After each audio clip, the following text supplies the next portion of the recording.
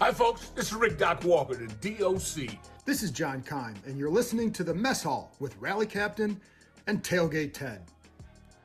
What's going on, Rally? You ready to get some revenge against those Bears? Yeah, man. And rightfully so. This is our time. You know, what happened last year is last year. We're moving forward. And it goes back to what I said. And I will say each week that we win, when you lose, you have to have a short memory. And when you win, your memory has to be even shorter. And this week, it's the Bears, bro. How you feeling about it? I'm a little nervous, man. And I mean, maybe, I'm superstitious. I mean, if our listeners don't know that, then, you haven't been listening. But it's like part of me didn't want to make a Chicago theme because if you guys haven't been to the tailgate, I come up with a menu based on who comes to town. Last time I did a Chicago theme menu last year. It was a Thursday night game in October, if I'm not mistaken, against the Bears. And they freaking destroyed us, right? I mean, it was 27-3 by halftime. I mean, the Bears, it was painful, man. I don't know what the hell happened that game other than Justin Fields had 4 touchdowns. I mean, it was a nightmare. And I didn't want to recreate that menu. There's always so many things Chicago is known for. And I don't have a pizza oven, so I'm not making deep dish pizza out there. So, I'm thinking, yeah, I wish. I mean, I think Uno's is closed down all around the area, or else we just maybe get some pizzas delivered. I could take the week off. But it's like, you know what? I don't know. This team makes their own luck, man. And I got faith that they're going to make their own good luck. And even if I do serve a Chicago dog on Sunday, it ain't going to matter. And we're going to be okay. And I'm not going to blame myself if anything happens. It's going to be someone else's fault. Maybe Montez Sweat instead of me. I don't know, Chicago man. dog. Chicago dog. What comes on a Chicago dog, bro? That's interesting. Dude, you never had Chicago dog? These things are delicious. Have you not had one when you went to Chicago? I've always had deep dish pizza, bro. Gotcha. I've No, that makes sense. I've always had the deep dish. That's when I land so when I get to Chicago, 2 things I had to hit. I gotta get my White Castles. I was about to say White Castle.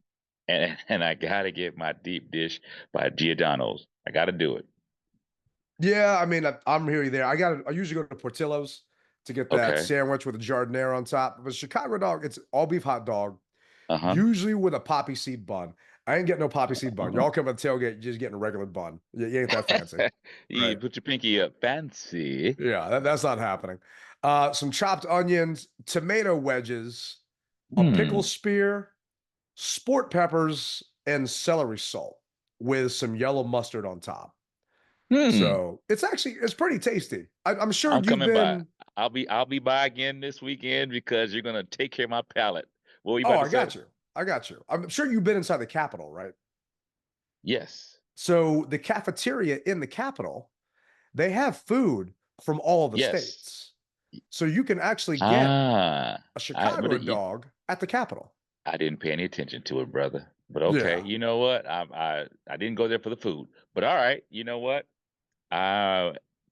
Sunday, 4 if o'clock anyone's kick, in town I'll be visiting, I mean, I recommend. I mean, obviously, there's a lot of people come to town for the Smithsonian. So we say, DC is the hottest ticket for all these away team fans because the Smithsonians are free. You get a chance to go around and do that, and you get to come watch your team in the past kick our ass and take over our stadium. That's not happening anymore. That was then. Yeah. I'm knocking on wood right now, and I want the dog to bark, but we're undefeated at home. This will be the first time we have potentially won 4 games at home. Undefeated at home.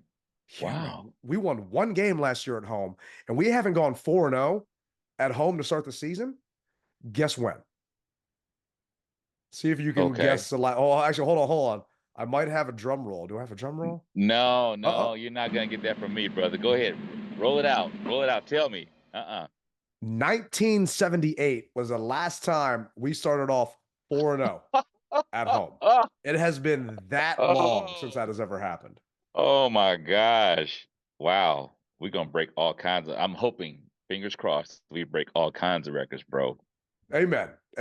But, at least in the meantime, you come out, come get some Chicago food, come enjoy. So it's like, I was going to go all DC. We're going to do some Ben's Chili Bowl half smokes, some Virginia ham, all this stuff. But the last time I did that was a playoff game against Green Bay that didn't work out well for us. So I No, didn't want to. I no, don't want to yeah. repeat that juju. So So we should be so are you good. having it? All we're having the Chicago dogs, nothing else? Nah. We got a ton of stuff on the menu this weekend. Let me pull this up. We got Yeah, bro. Let's hear it. some flaming saganaki. I'm not sure if you've ever had that before. No, I have not. Sounds So interesting. it is it's grilled halloumi cheese. So the cheese itself is actually thrown on the grill and you grill the cheese up that way and then you hit it with a little honey and some other stuff on top of it. So we'll have some grilled halloumi cheese. We're gonna I'll do some have that. stuffed grape leaves with hummus. I'll do that. You got. I'm Uh be. Ah! a gyro Woo! salad, a Euro salad. Mm. So a deconstructed gibberito. So a gibberito is, have you ever had a tostones? It's like a fried plantain, but it's not sweet, it's more savory. Yeah, maybe I have, but just call something different. But okay, that sounds So interesting. it's gonna be deconstructed. So it's gonna, you gotta come out, you gotta see it. We've I'm got I'm I'm there, bro. I'm there. fried zucchini. If you don't know, there's a lot Mm. of Greek people in Chicago. Yes, I do know So that. a Greek cauliflower with some feta and some olive, little veggie dish. Mm. Mm-hmm. Chicken Vesuvio. So it is a kind of like a baked chicken with potatoes and peas and carrots and white wine and this sauce. Where are you gonna And do all that? Come on, bro. we're doing it out a lot, man. You've been Oh out there, my you know how it God. is. I know, but that just sounds like, all right, I got Not you, gonna man. lie, You there's know a what? lot to it. Yeah, it sounds like it. Shout out to you and your crew, bro. Shout out to you and your crew, man. And we already mentioned the hot dogs, and we're gonna do a pepperoni pizza burger to finish off the entrees. So it's going to be kind of a deep dish Mm, pizza burger, if you will. We're going to have some thick ass burgers, cooking man. in some marinara sauce with some mozzarella on top and some Ooh pepperoni. wee. So it'll Man, be oh good, man. man. I can't wait, bro. I can't. What's today? Wednesday? Oh man. I wish we Yeah, could that's fast Wednesday. forward and tomorrow would be doggone Sunday. No, I don't, because you got a lot of preparation and you Yeah, wouldn't be nah, ready by tomorrow. So now, no, I yeah, am not ready yet. But if you guys haven't RSVP'd, I'm sorry, we only have 8 spots left, and the only way to get those spots is if you sign up for the Hog Farmers Putt Putt charity event they're doing on Saturday. that's right. Great event. So if you guys do sign up for that, send me your registration with that, and then I'll release a spot to you and your group that's actually playing, and we'll be good to go. In the meantime, Riley and I will be taking some pictures of the food we're eating if you don't get a chance to make it out. But In 3 days in the wake up, baby. I can't wait. Mm. I'm right there with you, man. It should be a good time. I'm gonna say I'm a little nervous, but you know what? I've got faith that they're gonna do what's right. And speaking of doing what's right, I don't know if they did this time, but unfortunately for Jamin Davis, he got let go. They didn't trade him, they just cut him. And homeboy is gone. I mean, I texted Yeah, you about it. I mean, how shocked were you when the news came out? There was no pomp and circumstance, there was nothing. They just sent a tweet out that they made some roster moves. And in that tweet, oh, by the way, Jamin Davis was one of those roster moves, who was the 19th overall pick just a couple years ago. well, I got to tell you, man. I when you sent me the text, I forgot what I was doing, but I was like, "What the really?"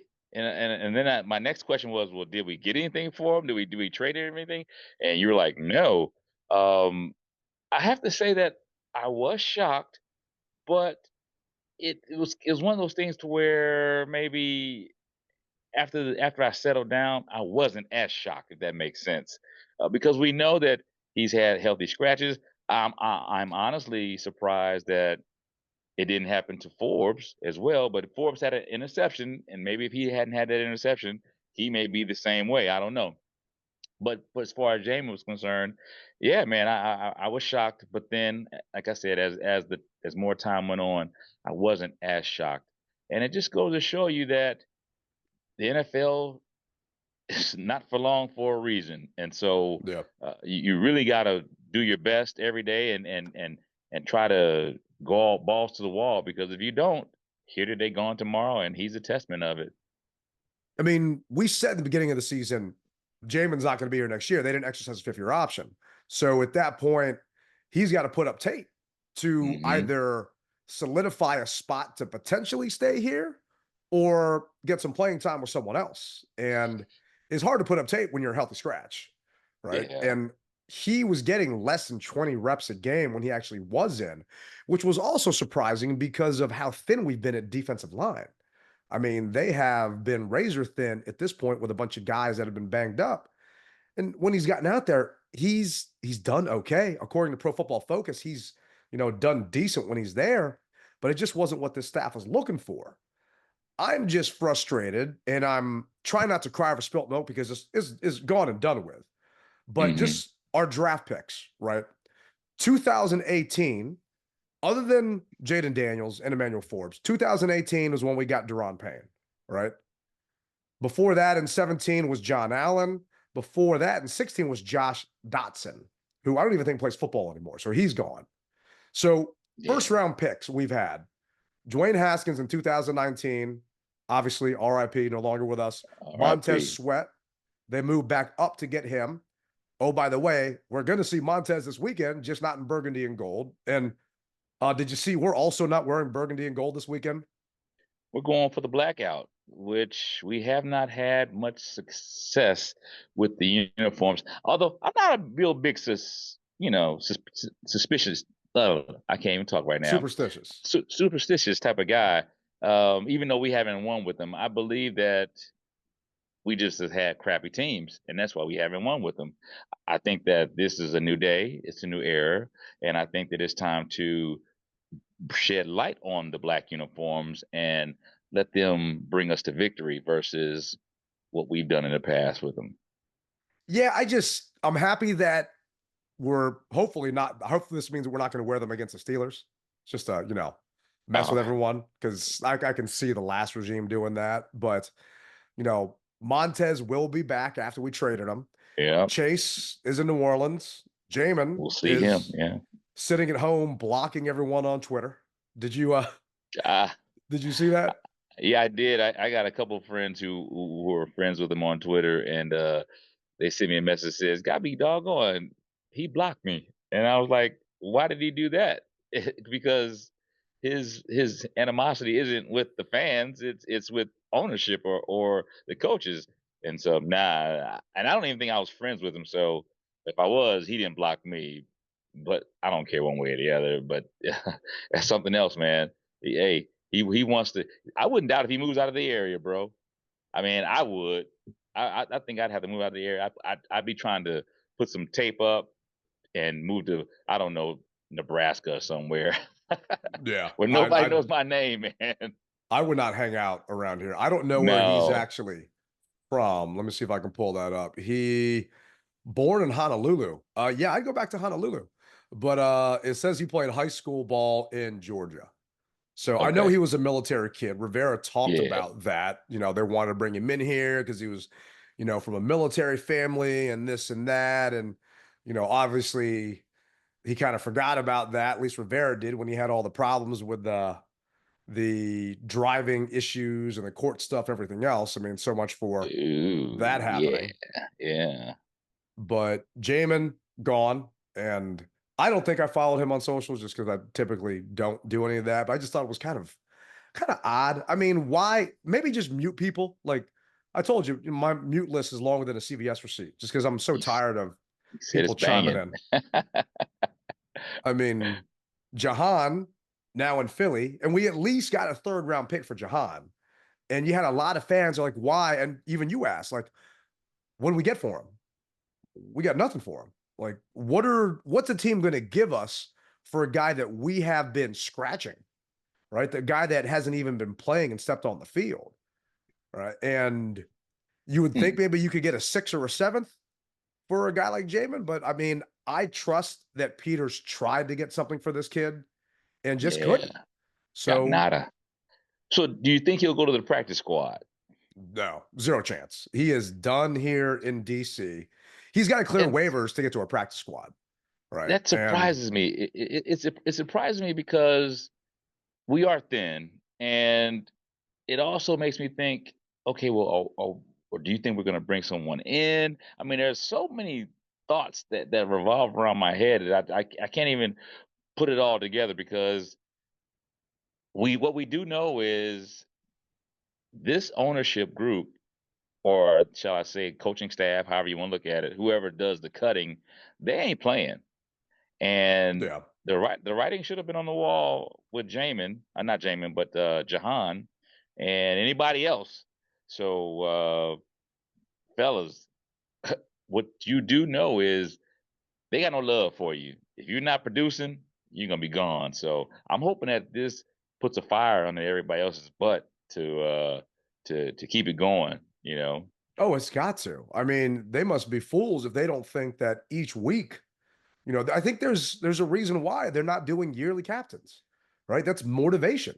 Each week it's a different guy, right? Each Yeah. week it's a potentially a different person. Other than, you've got your core guys, your Frankie Louvu, your Bobby Wagner, your Deron Payne, Terry, even though he Terry, probably yeah. shouldn't have been playing as long as he was last time.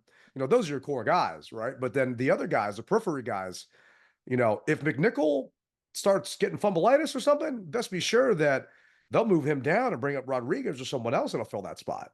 Right? Hmm. These guys are no joke. And, I think Adam Peters should get GM of the year already, considering what he has had to do with this roster. We don't have any first round picks really on this roster from that last regime at all, other than We just got Forbes. some dogs. We just got some dogs. That's all Yeah. we got, baby. Straight up dog. They hungry, baby. They hungry. They definitely are, because I mean, they've got to sit there and be self-motivated because who knows what's going to happen. I mean, next man up, we saw what happened, and you asked like what was going to go on. Well, we activated Jordan McGee from the reserve injured list, right? And Jordan got in and played last year for a little bit and did decent. So maybe they got rid of Jaden because they wanted Jordan to get that spot, or Jamin. I keep saying Jamin at that point to get that spot. I don't know, but it's just McGee was a 5th round pick, right, in 2024 this year. So the fact that he is on the roster and the 19th overall pick from 2021 is not, just speaks volumes about what they thought of Jamin. Yeah. It's sad, but I It mean, is. it's life, you know. I mean, he got a huge signing bonus. I mean, I would think that I know he's going to be okay. Well, I like to believe that he's going to be okay, and I never want to see anyone get fired. I really don't, you know. Especially in the middle of the season, the way that it is. I mean, it just puts a black mark on you trying to move forward. I do know that we got 31 of the football or 30 other football teams, 31 of the football teams who possibly could do something for the kid, and I hope that he does get another chance. Just hate that it had to happen this way. Maybe at the end of the season, but that just lets you. I'm telling you, it lets you know they ain't playing, man. In the middle Yeah, of the they're season, not. to cut you like that, they ain't playing. No. It lets him jump on with someone else on a Yeah. prove it deal. I mean, it looks like his guaranteed at signing was $13.7 million, right? Almost Hmm. 13.8. So assuming he made smart decisions with his loot, he should be fine. I'm not crying for him at that point. He should be okay. Who knows if he can, you talked about moving and leaving. I thought he had to do community service for his Oh, court case and all that stuff. th- So, this is true. not sure what he'd be allowed to do or this and that. Not a lawyer, don't want to be one, except, your boy might be needing a job coming up down the road, but I'll talk to you about that offline with the pickleball thing. Mm. So Jamin's not here, but who is here is Marcus Mariota. And right now, it looks like he's set to be QB1. We don't know what's going on. Dan Quinn talked about it during his presser today and didn't really reveal much other than Marcus did all the reps today with the media that he's supposed to do, which normally goes to QB1. So Jaden Yeah. Daniels was a rib, did not practice or did not participate, right? He was a Does that DMV. does that mean that he came to camp or he stayed at home type of deal? Was So he? I didn't see if he was out there or not. Hmm. Typically, according to JP Finley and a bunch of the talking heads for us that are out there, Wednesday is more a walkthrough installation day than anything. They're not actually doing anything else. So I'm assuming Jaden would have been there, right, to hear the install. He would have been there to watch film, to get treatment, whatever it may Mm-hmm. be. But was he out on the field walking around with them? I don't know. I mean, he gets so many reps with that VR headset. I don't know if that even matters for him, right? If he doesn't actually play this week, or doesn't, sorry, if he doesn't actually practice this week, because Quinn said, we're not going to give you another update till Friday. Tomorrow, Quinn doesn't talk. It's the coordinators. So it'll be Kingsbury and Joe Witt. Quinn doesn't talk again until Friday. So we really won't know what's going on with Jaden until then. And even if he were to throw or do anything, I doubt he would do it on Thursday during the media portion. Thursday is typically when they're actually hitting and doing stuff and putting pads on, depending on how they're, in their system with the practices. And then Friday is when we hear from Quinn. So we talked last pod. If I'm DQ, I'm not telling the Bears any more than I have to. And No, that's right. maybe he listened because he's not telling us any more than he has to, at least when it comes to Jaden.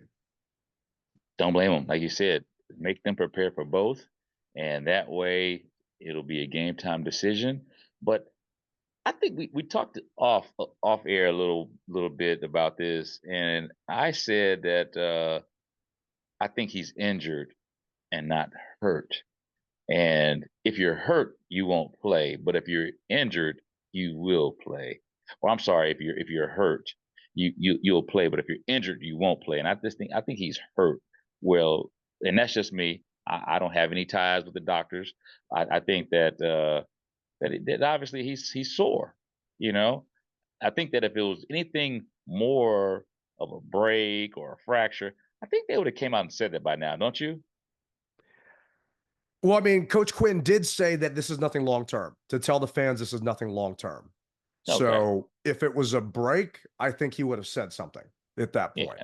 So the fact that he went out of his way to say, tell the fans that it's nothing long term, to me, we don't know what it is. It's something to do with his ribs, just because that's what's in the injury report, rib at that point. Don't know if they're bruised. Don't know if it's a cartilage thing or what it is. I remember I had bruised ribs 2 years ago, and it hurt like hell to breathe at that point. And I was just surfing. I wasn't, running around and trying to get away from 300-pound defensive linemen at that point. So, but Jaden also has access to a hell of a lot better facilities than I do. Round the clock. Yeah. I mean, you're talking cryotherapy, just you name it. They got it out there to make sure he's good. Mm-hmm. So will he play? I don't know. I'm not sure at this point. The line for the game, I got it at 1.5. It went to 3 for the Bears at one point. I think it's back down to 1.5. So I think that means no one really knows. Vegas doesn't know what's going on, all other than the fact that the Bears have been favored this entire time, which I have a little bit of a problem with. I mean, in regards to the power ranking, let's see if you can guess where we are this week, and then I'll tell you where the Bears are on that list. Where were we last week? 9, right? Last week we were 8, I believe. 8. Okay, Yeah, so we we were won. 8 last week. We won. We, put up a 40 burger. Kick butt. So I'm gonna say 8. I'm gonna say 6. All right, plus or minus 2. You're gonna say 6. Yeah, because we were 8 and we kicked butt. So we moved down to 7, which I know is confusing because I don't want to say up, but we moved down to 7. So 1 spot, right? Which All right. kind of surprised was just 1 spot because, I mean, we put a whooping on them without Jaden. Yeah. Above us, okay, you got the Packers. They're also 5-2. You got the Bills that are also 5-2. And the Vikings are 4-1. The Lions, the Ravens, and the Chiefs. So, okay, maybe. The Packers, Right. I haven't had a chance to watch a ton of their games, so maybe they're better than us. I don't know. But it says here, the rib injury to Jaden Daniels was the only thing to mar Sunday's thrashing of the Panthers. But if the Commanders have to play without Daniels for any length of time, Marcus Mariota's performance in Daniels' place was reassuring. After starting the game 0 for 3, Mariota hit 15 of his next 16 pass attempts, including 11 straight at one point. Washington scored on 6 straight drives with Mariota at QB. That's impressive even against Carolina and even with a few red zone opportunities missed. The Commanders' defense did its part with another promising performance, picking off Andy Dalton twice, including 1 run back for a score, while holding Carolina to 7 garbage time points. If Daniels can't go against the Bears this Sunday, Mariota's challenge will be much steeper, but the Commanders showing they're no one-trick ponies. So that's promising, but a lot of people have been saying, right, okay, we put up 40 and it was the Panthers. I mean, everyone's dropping points against the Panthers. So do you think that we're worthy of 7 and that it's real? Or do you think part of it is smoke and mirrors because it was the Panthers and we whooped up on them? Well, I think that if I'm not mistaken, we have the either the number 1 or number 2 scoring offense. So anytime you can, we got the number. Okay, thank you for that. We have the number 1 rated offense, which tells me that whether it's Jaden, whether it's Mariota, we have a great offensive coordinator who can scheme people open and scheme things up for the opposing team. And we said this before. We believe that if we had B-Rob, that the Baltimore game may have gone a different way, but it didn't. So I digress. This here lets me know I'm not worried about that. I'm not worried about it. I made a post and I said we're contenders, not pretenders, and I'm going to stick with that. And I think that right now everyone is still kind of in the Washington, really? Who are they? Kind of thing. We're still waiting on us to get a better win, if you will. So we said Baltimore was going to be a test. This will be a test, and I believe that if we, or shall I say, when we win against the Bears, we will show a significance drop. So the Bears are 11th on the power ranking. They've won 3 straight games, right? They're 4-2.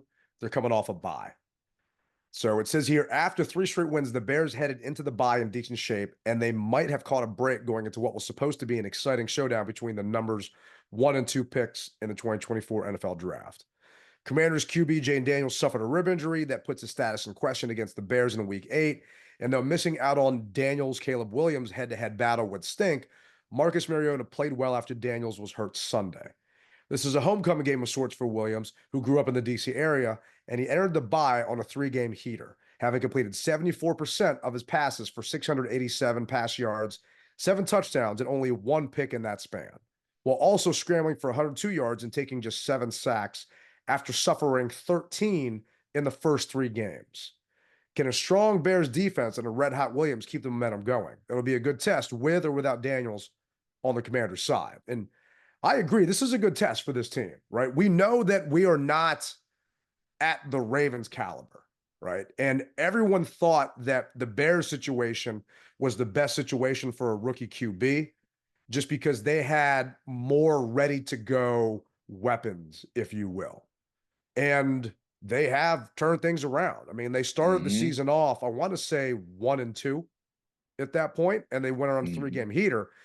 But the teams they beat the Titans, right? They beat the Rams, the Panthers, and the Jaguars, right? They haven't beaten a bunch of good teams, just like we haven't beaten a bunch of good teams. But once again, you can only beat who's on your schedule, right? And they put up 36 against the Panthers, 35 against the Jags, 24. And grant the Rams game was a little closer, it was 24-18. And that first week they won 24-17 against the Titans, which they shouldn't have won because it was a fluky freaking interception by the Titans QB that actually got Chicago back in that game. So I don't know if the Bears are for real. And I think a lot of people are kind of questioning it. But the fact that they're favored this game could be one of 2 things. Vegas thinks that they're better than us, or people are putting more money down one way and they're just trying to flip the money the other way. So it just is what it is. But Caleb has been doing better these past 4 weeks. There's no doubt about that. And I can't wait for him to get this DMV Mess Hall blitz that we're going to put on him. That's what I'm looking forward to. At home, our crowd is going to be hungry. It's going to be a lot of Bears fans here, I believe. I shouldn't say a lot, but I'm going to say 60-40, maybe 70-30. So we got to shut them down. Oh, yeah, because let's face it, those Bears fans bought these tickets before they understood how good or how bad their team was, as well as our team. Yeah. They came to, they want to come to the DC area because we know it's a tourist attraction, got everything you need. And you also have a lot of people, I'm going to say displaced Bears fans that are here through the military and so forth and so on. So, hey, man, the weather's going to be good. I'm hoping that the field conditions are even better. And let's just whoop up on these dudes. I'm right there with you. It's going to be interesting to see what happens because I think you're right. I mean, we've had a home field advantage for all those games. I mean, that Giants game, there was a lot of Giants fans at that game, and they got loud. We just can't give them a chance to get loud. Don't give them a reason to cheer, right? And it's a homecoming for Caleb. We talked about it. The team does not have any decent seats left for this game. They had standing room only seats up top, and that's because a lot of Gonzaga, they're buying it. I mean, Caleb's a local kid. People want to come support him. They want to see him. And also they want to see our team, right? And it is a 1 versus 2 matchup. It's not the number 2 pick that everyone thought they were going to see, right? Marcus was a number 2 overall pick. It's just been a little bit longer than last year. So long in the tooth. And if he ends up being the one playing, then so be it. Because I feel that Kingsbury is going to do what he needs to do to dial up something that will work for both of them. And this is actually what DQ had to say about that Bears defense. What's your impression of Chicago's defense, and what do you guys need to do to take advantage? Yeah, well, I thought the thing that I really have been impressed by, not just this season, but previously last year as well, is their ability to get the ball. The takeaways they've generated, that comes from speed, knowing what to do, how to go play it. So that part would be a number 1 top of the pile for me. And then how they can feature, players into rushers and linebacker. They got, all the components that you're looking for to play great D. So, yeah, I got a lot of respect for the way and the play style of how they play. I mean, Bears defense, they are giving up 16.8 points a game, which is 4th. They're giving up 292 yards a game, which is 5th. Third down conversions, they are 7th in third down conversions. And let's see here, touchdowns, they are 4th. I mean, I think part of that's because they've just played bad offenses. Turnover statistics, they are +1 in turnover margin. So actually, sorry, no, they are -1 in turnover margin, but they're still ranked high. So I think this will be our toughest challenge since the Ravens, right? And a lot of people were saying, like, how do you game plan for this game? What do you do at that point? And I think the good news is our coaching staff knows Caleb, right? Because there was a chance that Caleb might have fallen. They had to do the due diligence and do all their research they possibly could. Kingsbury has experience with Caleb. That's why some people said Kingsbury came here. He worked closely with Caleb as a senior offensive analyst at USC. So he knows what the kid can do and what he can't do. So I think we've got an advantage there. And this is actually what DQ had to say about, how much they've actually looked into Caleb. Game with Caleb Williams on the other side. How much due diligence did you guys do on him, knowing it seemed like there was, fairly strong belief that Chicago was going to take him. So how much due diligence did you guys do on him specifically ahead of the draft? Yeah, quite a lot, because I think what you don't want to do is just think one way and then go another. And at that point, when most of the work is done, it's well before, the draft process gets underway, when, people decide, hey, this is where I'm going to head to. So quite a bit. As you did your due diligence on Caleb Williams, what type of insight was Kliff Kingsbury able to provide during, those months? It was strong because he had firsthand information to say how effective he was, the things that made him so effective. So he's got a great report about him, you know, from everywhere he'd been, from, you know, being here locally to Oklahoma to SC. So it traveled with him, you know, the work ethic, the playmaking ability. So it was pretty consistent, you know, wherever he went. And I'd probably have a sense he would have done fantastic, you know, just about anywhere. So you asked me earlier how I was, and I was feeling a little nervous, but then Coach calmed me down a little bit, because I remembered I feel that these guys, they're going to be prepared. And if this offense can just be, let's say 2/3 is productive with Marcus. I don't want to say half, but 2/3 is productive with Marcus versus what they were with Jaden, then I think we're going to be okay. I think that we'll do what we need to do to win this game, be undefeated at home and go 4-0 for the first time since 1978. And we'll get revenge against these Bears and let freaking Montez know that, hey, we don't need you. We're good. I don't know. What are you thinking? I think that it's our time now. I honestly do. I know that no one expected us to be where we are, and going into the season, neither did I. I didn't understand the talent that we had on the coaches' side of the house to be able to put these guys together in a position and find these pieces, as I always say, these pieces, and fit this puzzle together. And the puzzle is coming together. It's not put together all together just yet, and it's still coming together. I think that because of the coaching staff that we have, we can go up against anyone. And I do mean anyone. And I'm not just saying that because this is my team being a homer. I really do believe that. They've shown me something. They've given me the confidence to believe that. You know, a lot of times it's like in the military, if you don't have a good platoon leader, or you don't have a good sergeant, if you don't have that, your trust is out the window. You're like, this dude's going to lead me on the trail? Hell no. Versus somebody who you trust and believe. And I honestly, man, I when it comes to X's and O's, what other staff is better than ours? I don't believe anyone is. We can compete with the best of them. And our time is going to come in 3 days and a wake up. Yeah, I'd say the Chiefs are probably better than ours just because they've been together longer and they're still undefeated, and they're, you know, they've had a ton of issues with that team and they're still kicking ass in regards to like health-wise issues. So, but no, I hear you, man. I think that they have done a good job assembling a good group of guys. I mean, the fact that we have so many former head coaches that aren't even coordinators, they are like backup guys, like they're position coaches, right? And a lot of fans have been talking about Kingsbury's second half of the year.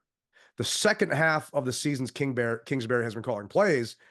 Defensive hadn't gotten used to what he's doing, and his offensive has slacked. And a lot of people have been saying, oh, you know, it's the second half of the season now. We're 7 games in, blah, blah, blah. They've got film on him. He is showing so many wrinkles to different plays and different formations.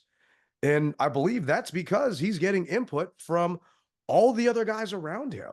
Like, people have grown. Kingsbury's grown. Mariota has grown, right? Since he walked out on his last team, right? I think it was the Falcons he walked out on, right? People change. People grow. They evolve. And I think that Kingsbury has evolved. I think that Mariota has evolved as a coach, as a player, as a play caller. And you said this is our time. I agree with you, man. I think that this is our time to show that history is not going to repeat itself. That this is, and we've mentioned it plenty of times, 2/3 of this roster is brand new. And the 1/3 that's still here, best believe they're going to let the other guys know that we need payback from that ass whooping we got on primetime last year against the Bears. And we have to do this. The year before last, we went to Chicago and we beat them. Yep. Barely. It doesn't matter. We beat them. What was it, And 9-6? I if mean, they that game had was more time on freaking the clock, horrible. if they had more time on the clock, they may have come back and beat us. But the fact is, we beat them at their house. They came here and mollywopped us in our house. So we're tied. So now we have to be the deciding factor to break that tie. And it's going to happen. I believe it's going to happen. So to break that tie, give me 3 things the Commanders have to do to make sure that we win that best 2 out of 3. Our offensive line has to continue to play at a top notch the way they've been playing. Our defensive line needs to step up a little bit more. They didn't do bad, even though it was against the Panthers, as everybody always wants to say. The defensive line needs to step up a little bit more. And I'm not even going to coaching. I'm going to say coaching. Coaching has to continue to give the right information so that the guys can go out and execute. What about you? I need B-Rob to be B-Rob, right? The last time he played them, he was 6 carries for 10 yards. His longest was 5 yards. I mean, that was that did Eric nothing. Bieniemy offense. That was that Eric Bieniemy offense, though. Part of that was also because they just got up so fast, right? And they had to change our attack and our scope. But I need B-Rob to take this game over because this offense does not work as well if there's no threat of play action.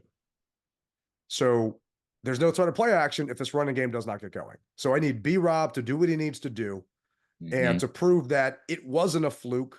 And he did get some rest last week because we were up by so much, and that he can do it against a decent run defense, right? They are giving up how many yards on the ground? Chicago rush defense, passing stats. They're giving up 4.6 yards on the ground, right? 112 yards a game and at least 1 rushing touchdown. So I need B-Rob to make sure that they stay with their average and at least do that, right? I need this team, I need this defense in the secondary to not give up the explosive plays. And I know you said it was last year, but I have not gotten over DJ Moore just killing us, man. I mean, 8 catches for 230 yards. I mean, he made Emmanuel Forbes look like she was in Pee Wee. I mean, it was bad, bro. He had 3 touchdowns, right? We gave up so many explosives that game. It was ridiculous. And we cannot do that this game. The team has done a better job of tackling, but they gave up some explosives to Baltimore, right? Because they couldn't get pressure on Lamar. And it's going to have to be an all-around defense thing, not just the line for me or not just a secondary. They got to play as one and have the pass rush match the coverage, right? And we got to score 7, not 3. We cannot settle for field goals because I think this game, and I don't know what the spread is over under for this game, but I don't want to risk walking away with 3 and next thing you know, Caleb comes down with 6 instead. So that to me is what we have to do to walk out of Northwest with a dub. Okay, you brought up a good point. DJ Moore against Emmanuel Forbes. Do you see that matchup happening this time, or will Emmanuel Forbes be a healthy scratch? And the coaches realized what happened last year. They saw it. Do you think that they say, hey, you know what? This may be a little bit too big for you. This moment may be too big for you, so we're going to give you a healthy scratch and let somebody else come in because last year he torched you? Or do they say, do you think you can do it? And he says yes, and they put him in. There is 0 chance. I don't want to say 0. Yeah, but don't say 0. It is a fairly unlikely chance that I don't think Forbes is going to be on DJ Moore, right? Benjamin St. Juste has been traveling to a degree with teams' number 1 receivers. Just depends on where they line up, right? But they're more than just DJ Moore. They got Roma Dunze now. Don't forget, they brought in Keenan Allen, right? Keenan Allen is no joke. I think he came from the Chargers. So they've got 3 good receivers over there with Dunze, DJ Moore, and Allen. So they're going to take advantage of matchups. I mean, Caleb has played better. If I am that offensive coordinator for them, I'm going to say, if you see 13 on the field, I mean, you might miss him because he's standing sideways and you might not be able to see him. But if you see him on the field, pick on whoever he's covering. So it's going to be a true test for this defense to see if they can slow these guys down. Because to me, the Ravens, they got Zay, right? And they got Mark Andrews. They didn't have triplets. To me, these guys are true, legit triplets that our secondary is going to have to watch out for. And maybe that's why they're favored to win this game. But we're going to have to get a rush and get Caleb in the dirt and make sure he doesn't have a clean pocket to try and pick us apart. That's what worries me about this matchup.